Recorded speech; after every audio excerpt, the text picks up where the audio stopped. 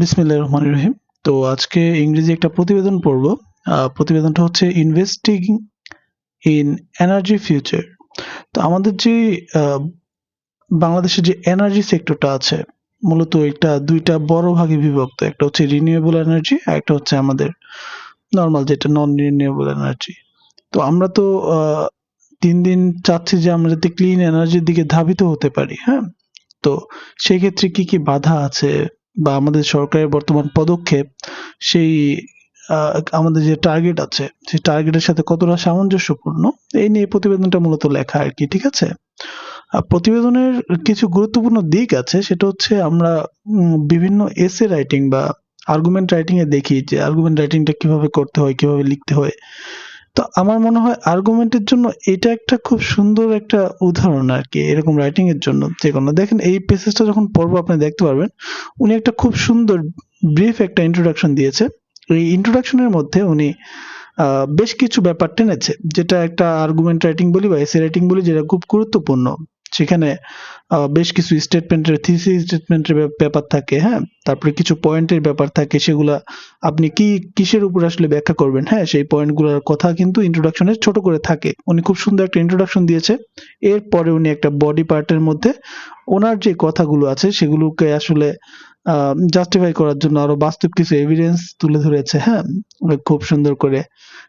যদিও এটা আর্গুমেন্টের থেকে একটু বাইরে, যেমন এখানে কিছু রেকমেন্ডেশন আছে কিভাবে চেঞ্জ করা যায়, আর সবশেষে উনি খুব সুন্দর একটা কনক্লুশন টেনেছে, ঠিক আছে। তো আপনারা চাইলে এখান থেকে ইন্ট্রোডাকশন আর কনক্লুশন পার্টটা দেখতে পারেন। খুব সুন্দর একটা ইন্ট্রোডাকশন, মানে ইন্ট্রোডাকশনটা কিভাবে লেখা হয় আর কি, বিভিন্ন এসের আর কি। আচ্ছা, যাই হোক, আমি বেশি কথা বলবো না। যেহেতু প্রতিবারের মতো ইংরেজি প্রতিবেদন পড়ার সময় বেশ কিছু শব্দ বের করে আমি শব্দগুলোর সিনোনিম পাশে লিখে দিই, একটা আগে বলার ট্রাই করি। তো আমি খুব সংক্ষেপে শব্দগুলো সিনোনিম বলবো, মূলত প্রতিবেদনটার দিকে আজকে বেশি ফোকাস করবো, ঠিক আছে। আচ্ছা, তো এখানে একটা ফ্রেজের মতো ছিল যে stand at a cross road. এই ক্রস রোড টার্মটা কি? এই যেমন আমরা যারা গ্রাজুয়েশন করেছি, আমরা কিন্তু একটা ক্রস রোডের মধ্যে পড়ে যাই যে আমরা কি করব, আমরা বাইরের দেশে চলে যাব, না দেশে বিসিএস এর প্রিপারেশন নেব বা সরকারি চাকরির প্রিপারেশন নেব, না মাস্টার্স করব, না কি করব, একটা কি করে একটা সিদ্ধান্তহীনতায় ভুগি আর কি, বা কঠিন সিদ্ধান্ত নেওয়ার সময় একটা পর্যায়ে থাকে আর কি। তো বাংলাদেশে একটা এরকম পর্যায়ে আছে, সেটা বোঝাতে উনি লিখেছিলেন যে স্ট্যান্ড এট ক্রস রোড, মানে কঠিন একটা সিদ্ধান্ত নেওয়ার পর্যায়ে থাকা, ঠিক আছে। এট এ টার্নিং পয়েন্ট বলা যায়, এট এ ডিসিভ পয়েন্ট বলা যায়, ডিসিসিভ পয়েন্ট বলা যায়, বা এট এ ক্রিটিক্যাল জাংচার বলা যায়, ঠিক আছে। এছাড়া আসি যে এই তিনটা জিনিস কিন্তু আপনারা ইউজ করতে পারেন, ঠিক আছে। এগুলো খুব সুন্দর সুন্দর সিনোনিমস বলা যায় ফ্রেজের। আচ্ছা, মাউন্টিং, ওই যে বলে না মাউন্টিং প্রেসার, মানে প্রেসার বাড়তেছে দিন দিন, তো এরকম মাউন্টিং মানে বৃদ্ধি পাওয়া, বাড়ছে এরকম, ইনক্রিজিং, রাইজিং, এসকেলেটিং, গ্রোয়িং, ঠিক আছে।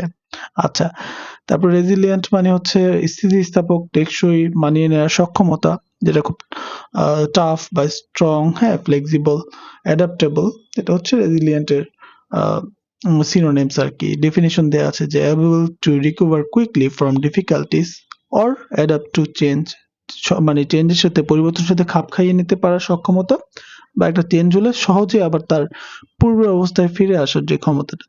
আনভেইলড মানে হচ্ছে উন্মোচিত করা, প্রকাশ করা। ভেইলড মানে ঢেকে রাখা, আনভেইলড মানে হচ্ছে উন্মোচিত করা বা প্রকাশ করা, যেমন ডিসক্লোজ করা, হ্যাঁ, বা রিভিল করা, ঠিক আছে, অ্যানাউন্স করা, এক্সপোজ করা। এবার আসি এ টাইমলি লেন্স। এ টাইমলি লেন্স মানে হচ্ছে সময় উপযোগী দৃষ্টিভঙ্গি, যে এই টাইমলি লেন্স, সময় উপযোগী কিছু দৃষ্টিভঙ্গি আছে না, সেই ব্যাপারটাকে বুঝাতে টাইমলি লেন্স ইউজ করে। যে রিলেভেন্ট ভিউ পয়েন্ট, ঠিক আছে, অ্যাপ্রোপ্রিয়েট পার্সপেক্টিভ, কারেন্ট ইনসাইট। তো আমরা মূল প্রতিবেদনে যাই, পরে আমরা আবার এসে দেখবো না এটা, ঠিক আছে। তো চলেন আমরা ইন্ট্রোডাকশনটা দেখি। খুব সুন্দর ইন্ট্রোডাকশন লিখছে, তো আমরা পুরোটা পড়ার চেষ্টা করবো, বোঝার চেষ্টাও করবো। ওনার টপিকের নাম হচ্ছে কি, investing in energy future, renewable energy transition, investing in energy future. তো Bangladesh stands at a cross road. Bangladesh একটা কি খুব কঠিন একটা নীতি নির্ধারণের সময় রয়ে গেছে, কি করা যায়। অন দ্য ওয়ান হ্যান্ড, একদিকে it face intensifying climate risk, mounting fuel import cost and increasing energy demand. একদিকে যেখানে বাংলাদেশের কি করতেছে, অনেক বেশি ক্লাইমেট রিস্ক রয়ে গেছে, জলবায়ুর ঝুঁকি রয়ে গেছে, দিন দিন ফুয়েল ইম্পোর্ট, যেটা জ্বালানি আমদানি করতেছে, এই খরচটা দিন দিন বাড়তেই আছে। আর এর পাশে আমাদের এনার্জি ডিমান্ডও বাড়তেছে। কেন ভাই, আমরা তো শিল্প উন্নতর দিকে যাচ্ছি আস্তে আস্তে উন্নয়নশীল দেশের থেকে, তাই না? তো সেক্ষেত্রে তো এনার্জি ডিমান্ড বাড়বেই। তো এটা হচ্ছে একদিকের সিনারিও। আরেকটা দিক কি, on the other hand it has opportunity to shape a more sustainable and resilient energy future. আর আরেক দিকে এটা হচ্ছে কি আমাদের দেশের একটা অপরচুনিটি আছে। কি অপরচুনিটি? যে আমাদের যে এনার্জি ফিউচারটা আছে, আমাদের যে জ্বালানির ব্যবস্থা বলি বা শক্তির ব্যবস্থাটা বলি, ঠিক আছে? এর যে ফিউচারটা, এই ফিউচারটাকে আমরা আরো বেশি সাস্টেইনেবল একটা আকার ধারণ করতে পারি, যেটা আমাদের ভবিষ্যৎ প্রজন্মের জন্য টেকসই হবে, ঠিক আছে? হুম। এবং একটা স্থিতিস্থাপক একটা শেপে নিতে পারি আমরা চাইলে। তো আমাদের ক্ষেত্রে ২ টা দিক আমরা দেখলাম। একটা হচ্ছে বাস্তবতা, আরেকটা হচ্ছে আমরা চাইলে আমাদের এই ট্রানজিশনটা এদিকে আনতে পারি। The national budget for 2025 and 26 financial year recently unveiled provides a timely lens through which to assess how seriously the country is preparing for a renewable energy transition. দেখেন, এখানে উনি বলছে যে আমাদের যে 2025-26 অর্থ বছরের যে বাজেটটা, ন্যাশনাল জাতীয় বাজেটটা, যেটা আসলে রিসেন্টলি পাবলিশ হয়েছে, আনভেইলড হয়েছে, উন্মোচিত হয়েছে, প্রকাশ হয়েছে, ঠিক আছে? সেটা প্রোভাইড করে কি, প্রোভাইড করে টাইমলি লেন্স, একটা সময় উপযোগী দৃষ্টিভঙ্গি, দৃষ্টিকোণ আর কি, through which to assess how seriously this country is preparing for a renewable energy transition, যেটার মাধ্যমে আমরা আসলে মূল্য নির্ধারণ করতে পারি, মূল্য নির্ধারণ তো না, মানে আমরা আসলে নির্ণয় করতে পারি বা চিন্তা করতে পারি, মূল্যায়ন করতে পারি যে আমাদের দেশটা আসলে কতটা সিরিয়াসলি নিচ্ছে এই রিনিউয়েবল এনার্জি ট্রানজিশনের কনসেপ্টটা, ঠিক আছে? আচ্ছা, যেখানে আমরা দুইটা কন্ট্রাডিক্টরি থিং একসাথে দেখতে পাই, সেটা কি, যে while there have been institutional effort, notably the government's move to update the renewable energy policy 2008, তার মানে 2008 সালে যে রিনিউয়েবল এনার্জি পলিসিটা আছে, এটাকে কিন্তু হালনাগাদ করা হয়েছে, আপডেট করা হয়েছে। এই ইফোর্টটা গভর্নমেন্টের, এটা কিন্তু আসলে বলতেছে যে প্রাতিষ্ঠানিক একটা ইফোর্ট রয়েছে আমাদের দেশের, ঠিক আছে? প্রাতিষ্ঠানিক ইফোর্ট রয়েছে to make it more relevant to the current context.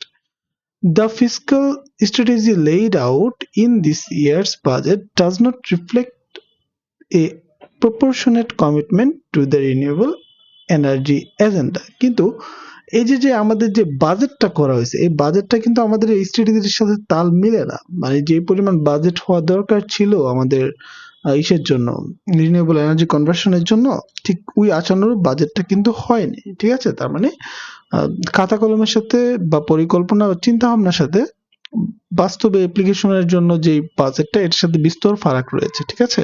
আচ্ছা, এই ছিল হচ্ছে ওনার ইন্ট্রোডাকশন। ইন্ট্রোডাকশন আমরা খুব ভালো কিছু জিনিস দেখলাম, উনি এখানে সবগুলো ব্যাপারই টেনেছে। প্রথমত বাংলাদেশের বর্তমান সিচুয়েশনটা কিরকম সেটা টেনেছে, বাংলাদেশের লক্ষ্যটা কি সেটা একটু ছোট করে বলছে, হ্যাঁ।